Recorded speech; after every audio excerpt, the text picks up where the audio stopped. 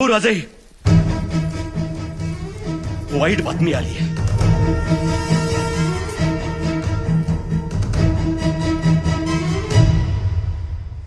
बहादूर खानानं पेडगाव जवळ वारकऱ्यांच्या एका दिंडीवर हल्ला केला.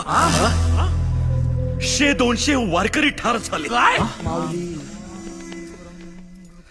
सबुरी, महाराज सबुरी.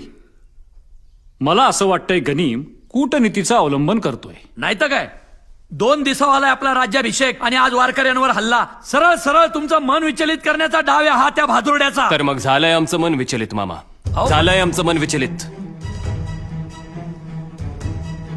धर्म संकटात असताना मी राजा कसा? तुका म्हणे धर्म रक्षावयासाठी देवासही अटी जन्म केले. मऊ मेणा हुनी आम्ही विष्णुदास. कठीण वज्रास भेदू ऐसे.